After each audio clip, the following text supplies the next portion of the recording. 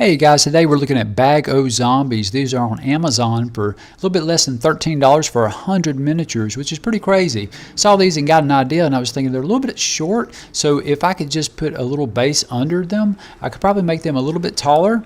And also they all have the same pose, so if I could vary the poses, I probably could use these in our tabletop role-playing game. Step 1, modifying.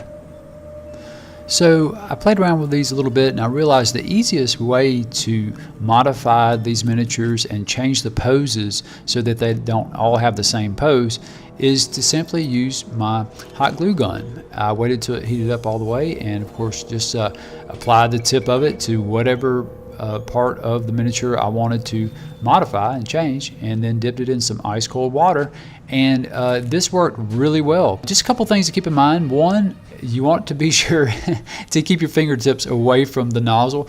You will get burned, but of course I had a little bit of cold water on my fingertips, and that helped avoid the burn. But just a good idea to keep your fingertips as far away from the tip of the hot glue gun as possible while you're doing this.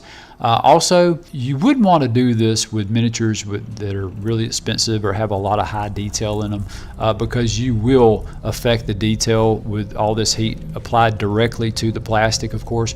But these are zombies, right? So not a huge deal if we lose a little bit of detail, and actually it might even look kind of cool if we modify or change or even take away some detail, make it look like blood is running down a shoulder or something like here. And so not a huge deal. It's a lot faster, and when you have 100 you want to modify, you want a fast approach, and one that works really well too. And this really, it worked a lot better than I thought it would actually. The kind of plastic that these are made of molded really well. The plastic bent really easily.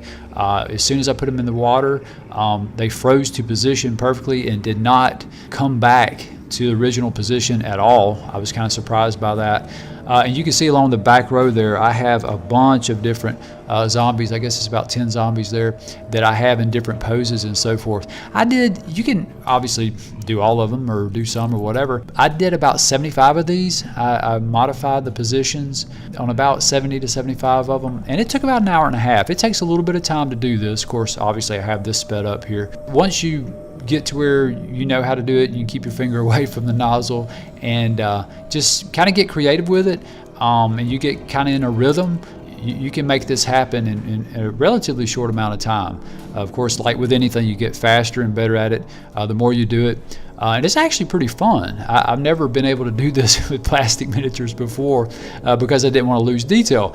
But working with zombies is pretty fun. In the first place, each zombie is only worth like 10 cents or something, right? A little bit more than 10 cents. So not a huge deal if you feel like you've damaged it beyond repair, or you know, to the point where you wouldn't use it on your tabletop or whatever. It's just 10 cents lost. But of course, they're zombies, so can you really mess them up? I don't think you can really.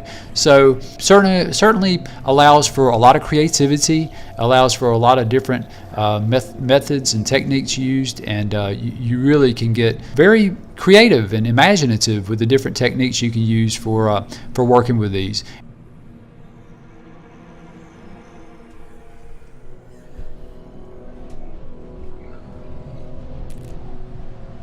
And you can see I'm going at this one here with the utility knife. I've taken the right foot off of the base, and now I'm gluing it down. I will say you really can't modify the right arm very much because it's attached to the torso. You really probably shouldn't modify the left leg or the left foot at all, because that's the main support for the figure. The right foot is not that big of a deal. It's you know, a much weaker support for the figure, so you can, you know, clip that foot, move it around.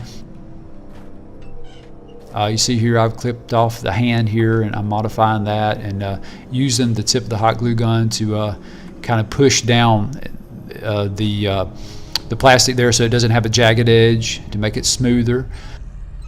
And most of the time you'll notice I'm modifying the left arm. Now there are other Bag O Zombies you can buy, but these particular ones didn't seem to be limited by any kind of theme or time frame of gaming. We mostly use a medieval time frame or setting in our RPG. These work great for medieval. They work great for present day, urban, whatever, zombie apocalypse, urban settings. So these, I think, are the most universal ones that I've seen anyway. There are some that have like construction worker zombies and stuff like that. Obviously, that's not going to work too well if you're playing D&D.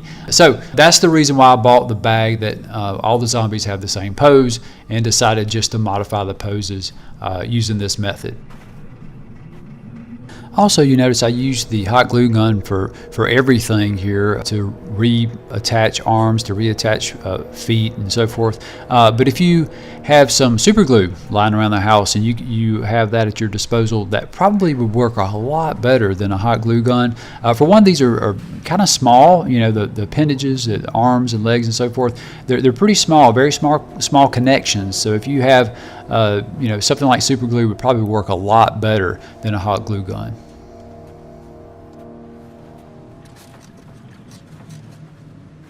Now we're on to step 2, basing. I'm just using single corrugated cardboard here. Of course, if you want the zombies to be a little bit taller, you can always use double corrugated. Or you can use foam or washers or what have you. I just wanted to keep this pretty inexpensive and light, and I knew that I would add some hot glue onto this to make it a little bit heavier.